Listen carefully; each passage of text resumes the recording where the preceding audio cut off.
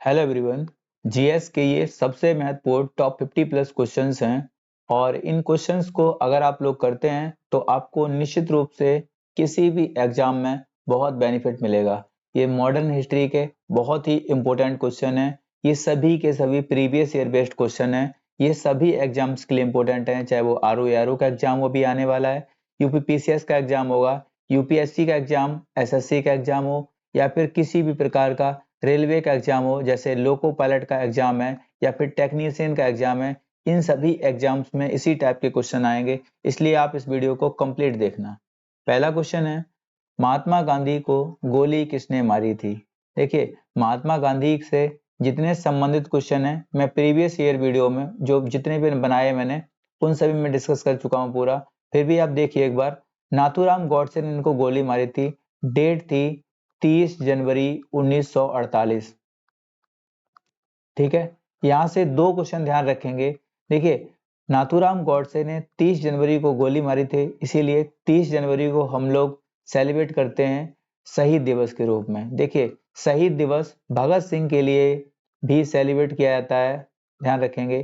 पूछेगा आपसे कि शहीद दिवस किसके लिए सेलिब्रेट किया जाता है, तो एक और है, इसका नाम है 23 मार्च 1931। ठीक है, इस दिन क्या हुआ था? इस दिन शहीद भगत सिंह, राजगुरु और सुखदेव, इन तीन लोगों को क्या की गई थी? तो फांसी दी गई थी। एक बार और सुन लीजिए, शहीद भगत सिंह, सुखदेव और राजगुरु, इन तीनों लोगों को फांसी हुई थी, इसीलिए हम लोग 23 मार्च को भी शहीद दिवस के रूप में सेलिब्रेट करते हैं। ठीक है, ध्यान रखेंगे इस चीज को। ठीक है, दूसरा क्वेश्चन है, गांधी जी को चंपारण आने के लिए किसने प्रेरित किया था? तो ये बिहार के किसान नेता थे, इनका नाम था राजकुमार शुक्ल, ध्यान रखेंगे। ठीक है, राजकुमार शुक्ल और एक व्यक्ति और साथ में थे जिनका नाम था डॉक्टर राजेंद्र प्रसाद जी। ठीक है, आप इनका नाम भी ध्यान रखेंगे।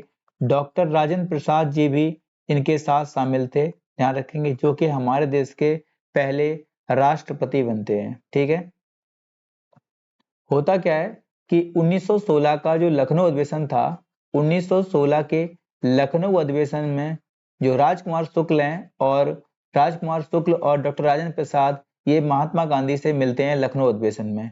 और इसी अधिवेशन में जो बिहार के किसानों की स्थिति है, चंपारण में स्पेशली, ये बताते हैं कि वहाँ की नील की तिनकठिया पद्धति किस प्रकार से प्रॉब्लम कर रही है। और इसीलिए जो चंपारण है ये 1917 में होता है और यहाँ पे नील की तिनकठिया पद्धति का विरोध करते हैं महात्मा गांधी जी, और साथ में थे बिहार के नेता राजकुमार शुक्ल और साथ में थे डॉक्टर राजेंद्र प्रसाद जी।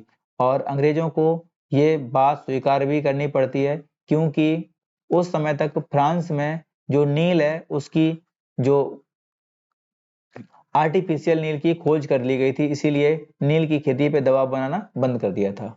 ठीक है, तीसरा क्वेश्चन है, सत्याग्रह का सर्वप्रथम प्रयोग गांधी जी ने कहाँ किया था? तो सत्याग्रह का सर्वप्रथम प्रयोग गांधी जी ने साउथ अफ्रीका में किया था। ठीक है, ये क्वेश्चन भी आपके लिए इंपॉर्टेंट है। चौथा क्वेश्चन है, गदर पार्टी किसके नेतृत्व में बनी थी? तो ये पार्टी बनी थी लाला हरदयाल के नेतृत्व में 1913 में सैन फ्रांसिस्को यूएसए में। ठीक है, 1913 में ये पार्टी बनती है और इसकी स्थापना करते हैं लाला हरदयाल जी। ठीक है, और इसकी स्थापना होती कहाँ है? तो ये जगह थी सैन फ्रांसिस्को, जो कि पड़ती कहाँ है? तो यूएसए में। ठीक है, जो कि कहाँ है? यूएसए में। चंपारण आंदोलन कब हुआ था? तो चंपारण आंदोलन मैंने अभी बताया, ये हुआ था 1917 में। और इसमें लीड रोल में किया था किसने? इसमें लीड किया था किसने? तो गांधी जी ने इसको लीड किया था। और आप ध्यान रखेंगे कि जो बिहार के नेता थे राजकुमार शुक्ल और डॉक्टर राजेंद्र प्रसाद जी। ठीक है, रॉलेट एक्ट, रॉलेट एक्ट कब लागू किया गया था? देखिए, इसकी डेट में कंफ्यूजन रहता है, ये कहीं कहीं आपको 19 मार्च मिलेगा, कहीं कहीं आपको 21 मार्च लिखा हुआ मिलेगा। 21 मार्च गूगल पे मिलता है, ध्यान रखेंगे। ये लागू कब किया गया था? तो 1919 में से लागू किया गया था। सातवां क्वेश्चन है, पूरे देश में खिलाफत दिवस कब मनाया गया? तो खिलाफत दिवस मनाया गया था 19 अक्टूबर 1919 को, खिलाफत दिवस के रूप में सेलिब्रेट किया गया था। अभी हम आगे डिस्कस करेंगे खिलाफत मूवमेंट कैसे हुआ था। ठीक है, स्वशासन के लिए बाल गंगाधर तिलक ने किस संस्था की स्थापना की थी? तो ध्यान रखेंगे इसी होम रूल लीग को हम लोग स्वशासन लीग के रूप में भी जानते हैं। ठीक है, और इसकी स्थापना की गई थी मार्च 1916 में। ये की थी किसने? बाल गंगाधर तिलक जी ने। और कहाँ की थी? तो पूना में की थी। ठीक है, एक बात और ध्यान रखना, होम रूल लीग की सेम की स्थापना ये की थी अगस्त में की थी किसने? तो ये की थी एनी बेसेंट ने। और एनी बेसेंट ने जो स्थापना की थी ये की थी मद्रास में। ठीक है, ध्यान रखेंगे इस चीज को। ठीक है, इसीलिए होम रूल लीग के लिए दो लोगों को नाम जाना जाता है, एक थी एनी बेसेंट, ठीक है, और एक थी कौन?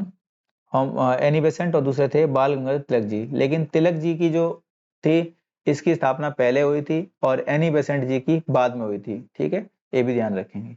एनी बेसेंट ने होम रूल लीग की स्थापना कहाँ की थी? तो ये की थी सितंबर के महीने में है। अगस्त मैंने बता दिया है तो कोई बात नहीं है, सितंबर के महीने में है। ठीक है, और ये कहाँ की थी? तो मद्रास में की थी। ठीक है, ध्यान रखेंगे। एनी बेसेंट के नेतृत्व में स्थापित होम रूल लीग के प्रथम सचिव कौन थे? तो ये सचिव थे जॉर्ज अरुंडेल। ठीक है, आपने कई बार नाम सुना होगा अरुंडेल समिति का। ठीक है, तो ये जॉर्ज अरुंडेल जो थे ये एनी बेसेंट के नेतृत्व में क्या हुए थे? होम रूल लीग के प्रथम सचिव हुए थे। जलियांवाला बाग हत्याकांड कहाँ हुआ था? तो जलियांवाला बाग हत्याकांड एक पंजाब में जगह है अमृतसर, वहां पे हुआ था। ठीक है, और जो गोल्डन टेम्पल है उसके पास में जगह पड़ती है अमृतसर।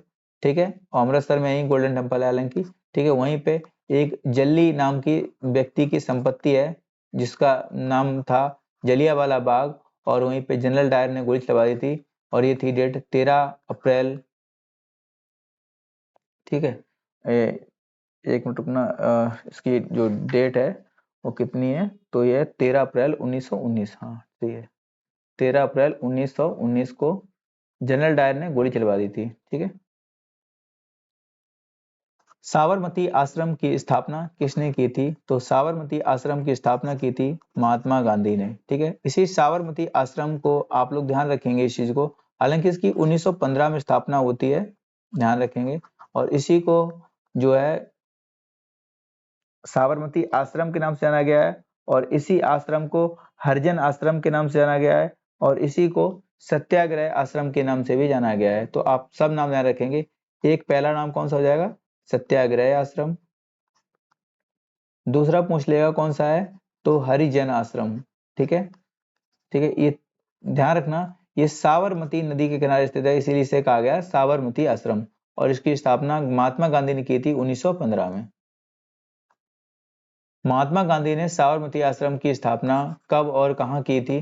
तो ध्यान रखना 1915 लगाना। ठीक है, 1915 में अहमदाबाद में इसकी स्थापना की थी। नदी थी साबरमती नदी। गदर पार्टी की स्थापना कब और कहाँ की गई थी? तो ये डेट थी 1913, और इस सैन फ्रांसिस्को यूएसए में स्थापना हुई थी। मैंने आपको नाम शुरुआत के पहले ही कुछ बताया था कि इसकी स्थापना का श्रेय जाता है किसको? लाला हरदयाल को। ठीक है, लाला हरदयाल को। साथ में इनके सोहन सिंह भाखना भी थे, ध्यान रखेंगे। ठीक है, गदर पार्टी के पहले अध्यक्ष कौन बने थे? तो इनका नाम था सोहन सिंह भाखना। ठीक है, ध्यान रखना। भारत में सत्याग्रह का सबसे पहले प्रयोग गांधी ने कहाँ किया था? तो गांधी जी ने सबसे पहले प्रयोग किया था बिहार के चंपारण में। और ये कब किया था? 1917 में। जो एक नील की तिनकठिया पद्धति था, तो नील की तिनकठिया पद्धति का विरोध किया था कहाँ पे? बिहार के चंपारण में। ठीक है, नील की तिनकठिया पद्धति का विरोध किया था। महात्मा गांधी को कैसर ए हिंद की उपाधि से कब नवाजा गया था? तो ये नवाजा गया था 1915 में। ठीक है, और ये क्यों नवाजा गया था? क्योंकि फर्स्ट वर्ल्ड वॉर जब चल रहा था तो इसमें गांधी जी ने भारतीय युवाओं को प्रेरित किया था कि ब्रिटेन की आर्मी में जो है भर्ती हो जाएं, जिससे कि ब्रिटेन हमें फ्री कर देगा। लेकिन इसीलिए लोगों ने कहा भर्ती करने वाला सार्जेंट। ठीक है, चंपारण विद्रोह के कारण अंग्रेजों को कौन सी प्रथा समाप्त करनी पड़ी थी? तो ये करनी पड़ी थी, नील की तीन कठिया पद्धति को बदलना पड़ा था इनको, ठीक है। महात्मा गांधी ने पहली बार भूख हड़ताल किसके समर्थन में की थी? तो आपको मैंने कई बार बताया है, 1918 ईस्वी में की गई थी। अहमदाबाद मिल मजदूरों के समर्थन में ये हड़ताल की गई थी। आपको ध्यान रखना है यहाँ पे क्या हुआ था कि जो मिल मजदूर थे इनको जो बोनस मिलता है, तो जो बोनस 1900 जो प्लेग फैला हुआ था उसका बोनस जो मिलना था वो बोनस नहीं दिया गया था, इसीलिए इनके समर्थन में गांधी जी ने पहली बार भूख हड़ताल की थी और ये सफल भी हुई थी, ठीक है।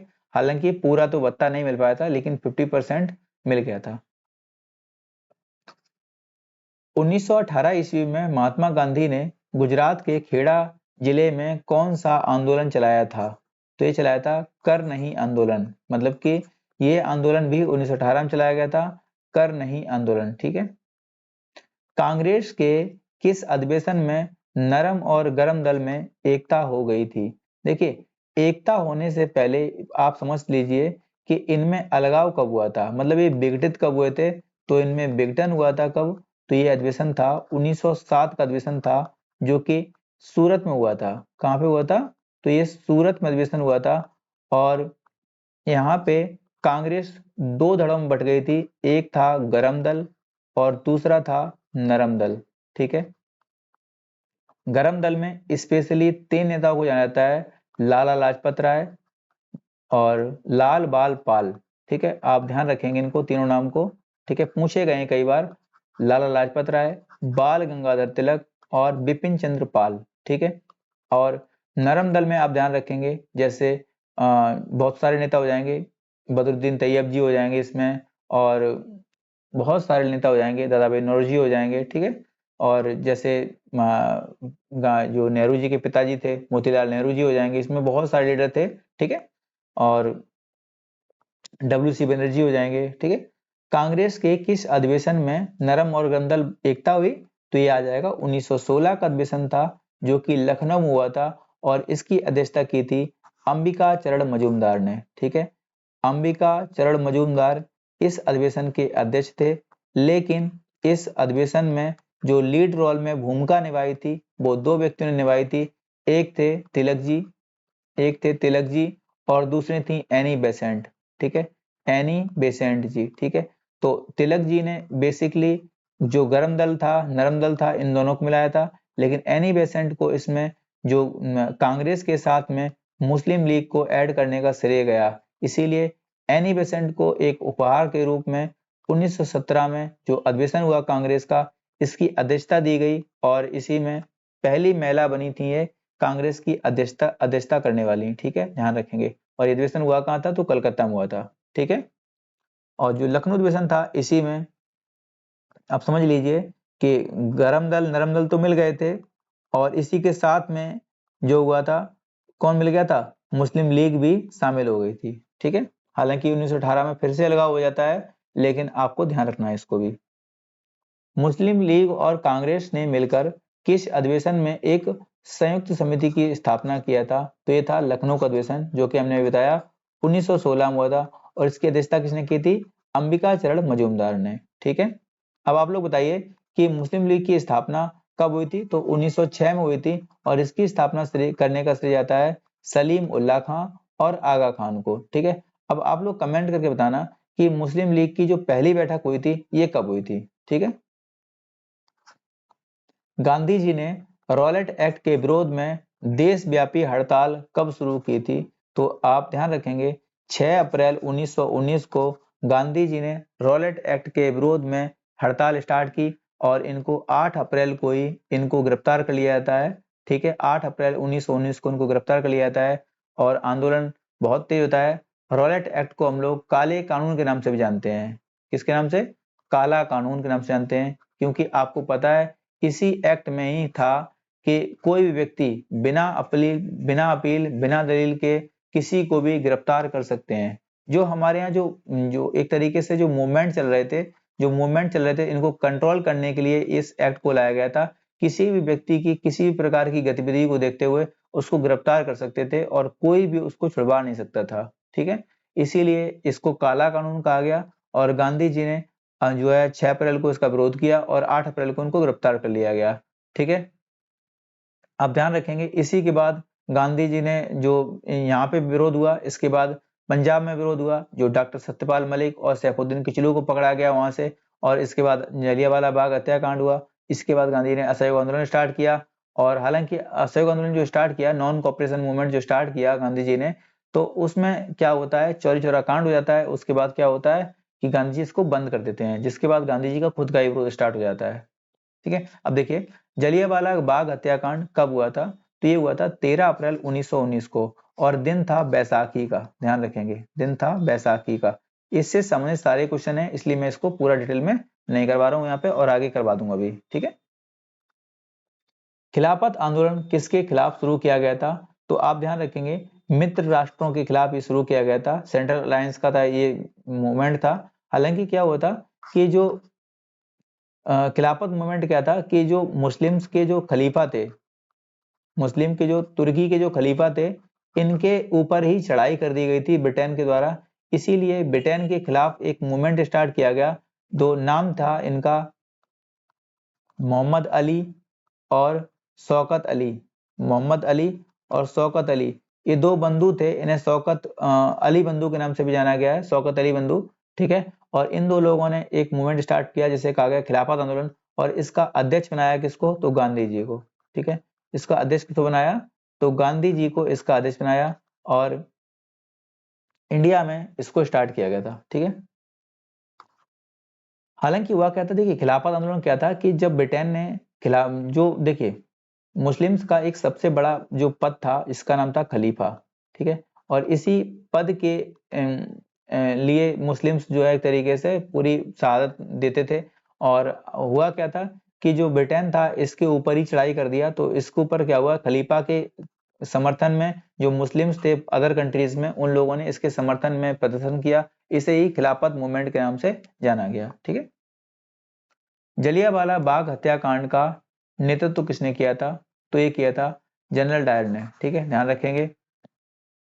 ठीक है, जो लोग बिल्कुल एक तरीके से बिल्कुल सीधे साधे लोग थे, जो बूढ़े बुजुर्ग बच्चे महिलाएं, सब पे ही गोली चलवाई थी इसने। ठीक है, जलियांवाला बाग किस व्यक्ति की संपत्ति थी, तो ये जल्ली के नाम के एक व्यक्ति था, इसकी संपत्ति थी। ठीक है, असहयोग आंदोलन कब शुरू हुआ था, तो ये शुरू हुआ था 1 अगस्त 1920 को, और इसी दिन बाल गंगाधर तिलक जी की मृत्यु भी हुई थी। ध्यान रखेंगे, आगे देखिए। ठीक है, देखिए असहयोग आंदोलन को स्टार्ट किया गया था 1920 में, और 1922 में इसको बंद कर दिया गया था। और बंद क्यों किया गया था, क्योंकि इसी दिन आपको याद है 4 फरवरी 1922 को एक इंसिडेंट होता है जिसका नाम था चौरी चौरा कांड। ठीक है, चौरी चौरा कांड जो होता है, इसमें क्या होता है कि 22 पुलिस वालों को एक चौकी में जिंदा जला दिया जाता है, जिसके बाद असहयोग आंदोलन को गांधी जी समाप्त कर देते हैं। हालांकि इसके पहले की स्टोरी ये थी कि जो पुलिस थी इसने भीड़ पे बहुत सारी गोलियां चलाई, जिससे एक व्यक्ति की मृत्यु हो जाती है। तो गुस्साई भीड़ ने क्या किया, जो पूरा थाना था उसको घेरा और उसमें आग लगा दी, जिससे कि मृत्यु हो गई इन लोगों की। ठीक है, तो आप समझ सकते हैं। ठीक है, जलियांवाला बाग हत्याकांड में किस भारतीय ने जनरल डायर का सहयोग किया था, तो ये हंसों का राजा हंसराज। ठीक है, तो ये हंसराज नाम का व्यक्ति जो था, इसने क्या किया था, जलियांवाला बाग हत्याकांड में जनरल डायर को बताने गया था कि इसने मुखबिरी की थी कि यहाँ पे लोग आप खिलाफ जो है षड्यंत्र कर रहे हैं। हिंदू और मुसलमानों की संयुक्त कॉन्फ्रेंस की अध्यक्षता महात्मा गांधी ने कब किया था, तो ये की थी 23 नवंबर 1919 में। ठीक है, खिलाफत मूवमेंट के सपोर्ट में। खिलाफत आंदोलन किसके समर्थन में किया गया था, तो ये किसके समर्थन में किया गया था, तो टर्की के जो खलीफा थे, मैंने बताया आपको, उनके समर्थन में भारतीय मुसलमानों ने इसे शुरू किया था। और इसमें जो मेंबर्स थे उसके अध्यक्ष हुए थे कौन, गांधी जी। हालांकि दो मुस्लिम बंधु थे जिन्हें नाम था मोहम्मद अली और शौकत अली, इन दो लोगों ने स्टार्ट किया था इसको। जिस जांच का गठन ब्रिटिश सरकार ने किया था, उसके सदस्यों में कितने भारतीय थे, तो 3 व्यक्ति थे। ध्यान रखेंगे, वो भी भारतीयों, वो भी इंग्लैंड के प्रो थे तीनों लोग। ठीक है, ध्यान रखेंगे, मतलब कि जो जलियांवाला बाग हत्याकांड हुआ था उसके समर्थक, उसके जो जांच के लिए एक समिति बिठाई गई थी, तो उसके लिए उसमें कौन कितने भारतीय थे, 3 भारतीय थे। जलियांवाला बाग हत्याकांड में कितने लोगों की मौत हुई थी, देखिए सरकारी रिपोर्ट जो थी उसके अकॉर्डिंग 379 लोग मारे गए थे, लेकिन कांग्रेस की रिपोर्ट के अकॉर्डिंग 1000 से ज्यादा लोगों की मृत्यु हुई थी। ध्यान रखेंगे इस चीज को, ठीक है। हालांकि इससे भी ज्यादा लोगों की मृत्यु हुई थी। जलियांवाला बाग हत्याकांड के पीछे क्या वजह थी? देखिए, हुआ क्या था कि रॉलेट एक्ट आता है, समझ लीजिए एक बार। जो रॉलेट एक्ट है, ये आता है, इसके खिलाफ विद्रोह स्टार्ट होता है। जो विरोध स्टार्ट होता है तो इसमें बहुत सारे लोग सपोर्ट करते हैं, और इसके बाद जब ये विद्रोह पंजाब में होता है तो पंजाब में दो नेता थे पंजाब के, एक का नाम था डॉक्टर सत्यपाल मलिक और दूसरे डॉक्टर सैफुद्दीन किचलू। इन दो लोगों ने जब विरोध किया तो यहाँ पे पंजाब में इनको गिरफ्तार कर लिया गया, और इन्हीं की गिरफ्तारी के बाद पंजाब में एक सभा बुलाई जाती है, जिसमें नाम जगह थी जलियांवाला बाग में, ठीक है। जलियांवाला बाग में क्या हुआ कि यहाँ पे सभा बुलाई जाती है, और जो हंसराज नाम का व्यक्ति था, जो मुखबिर था, वो एक सूचना देता है जनरल डायर को जाके, और जो जनरल डायर था इसी जलियांवाला बाग में गोली चलवा देता है, अंधाधुंध गोली चलवाता है, जिससे सरकारी आंकड़े अकॉर्डिंग 379 लोग, और इन जो कांग्रेस की जो समिति थी जिसमें अध्यक्षता की थी मदन मोहन मालवीय ने, ठीक है, उसमें 1000 लोगों से ज्यादा लोगों की मृत्यु होती है। और इसके बाद क्या होता है, इसके बाद क्या होता है कि जो मैन था, इसके बाद लोग मर जाते हैं। इसके बाद क्या हुआ, एक कमेटी बनाई गई जिसका नाम था हंटर कमेटी, और एक कमेटी का नाम था कांग्रेस की ओर से बनाई जाती है, जिसके अध्यक्ष बनते मदन मोहन मालवीय जी, ठीक है, मदन मोहन मालवीय जी, ठीक है, आप ध्यान रखेंगे। जलियांवाला बाग हत्याकांड के विरोध में वायसराय की कार्यकारी परिषद से किसने इस्तीफा दिया था? तो ये थे शंकरन नायर, ठीक है। शंकरन नायर ने क्या किया था कि वायसराय की जो कार्यकारी थे उसके मेंबर थे, इस पद से उन्होंने इस्तीफा दे दिया था, ठीक है। और ये जलियांवाला बाग हत्याकांड कब हुआ था? तो 13 अप्रैल 1919 को हुआ था। ब्रिटिश सरकार ने जलियांवाला बाग हत्याकांड की 8 सदस्यीय जांच समिति का गठन किसकी अध्यक्षता में किया था? तो ये था विलियम हंटर। लॉर्ड मत लगाना इसके सामने, कौन था? विलियम हंटर, ठीक है। इसने क्या बताया, इसने इसकी जांच में बताया गया कि 379 लोग जो हैं वो भारतीय थे जो मारे गए, और इसने अपनी रिपोर्ट में कहा कि जब वहां पे लोगों के इकट्ठा होने से मना किया गया था तो वहां इतने लोग इकट्ठा क्यों हुए, ठीक है। और इसमें क्या किया, जो जनरल डायर था, इसको क्या किया, बाइज्जत बरी कर दिया था, ठीक है, सारे दोषों से, ठीक है। और इसको इंग्लैंड भेज दिया, जिससे कि क्या हुआ, जब मतलब इस्तीफा दे दिया इसने तो इंग्लैंड गया, तो इसे वहां पे जो इंग्लैंड है इसको शेर कहा गया, वहां पे ब्रिटिश साम्राज्य का शेर कहा गया यहाँ पे, ठीक है। सोच लीजिए, जो इतने लोगों को मार के गया था उसे ब्रिटिश साम्राज्य का शेर कहा गया। भर्ती करने वाला सार्जेंट किसे कहा जाने लगा? देखिए, गांधी जी 9 जनवरी 1915 को वापस आते हैं। 9 जनवरी 1915 को साउथ अफ्रीका से इंडिया आते हैं, और यहीं पे जो फर्स्ट वर्ल्ड वॉर था जब चल रहा था, तो इंग्लैंड के समर्थन में ब्रिटिश के जो ब्रिटिश की जो सेना थी उसमें भारतीयों को भेजने से सपोर्ट किया इन्होंने, और भारतीयों को भेजना स्टार्ट किया, प्रोत्साहित किया, जिससे क्या हुआ कि जो लोग थे उन्होंने इस गांधी जी को भर्ती करने वाला सार्जेंट कहा, ठीक है। और इसके बाद गांधी जी को अंग्रेजों ने खुश होकर एक उपाधि भी दी थी, केसर ए हिंद की उपाधि, ठीक है, कैसर ए हिंद की उपाधि। ध्यान रखना इस चीज को, जो कैसर ए हिंद की उपाधि थी, इसको गांधी ने बाद में लौटाया था, कब हम बता देते हैं अभी आपको।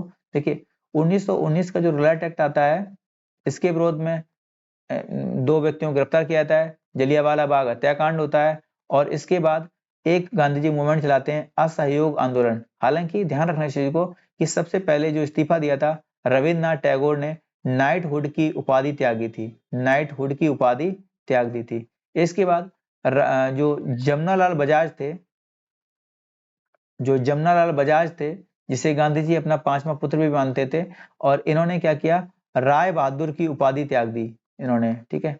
और इसके बाद गांधी जी ने अपनी कैसर ए हिंद की उपाधि को भी त्याग दिया था, ठीक है।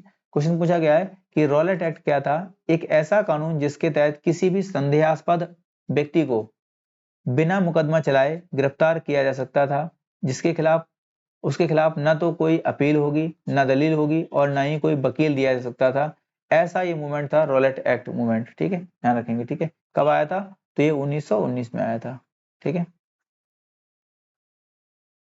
ठीक है, इतने ही क्वेश्चन थे। आप लोग को वीडियो कैसा लगा आप बताना कमेंट करके, और लाइक जरूर करना इस चीज को। ठीक है, आप लोग कमेंट करके बताना कि जो चौरी चौरा इंसिडेंट है ये कब हुआ था। ठीक है, चौरी चौरा कांड जो है ये कब हुआ था। ठीक है, थैंक यू दोस्तों।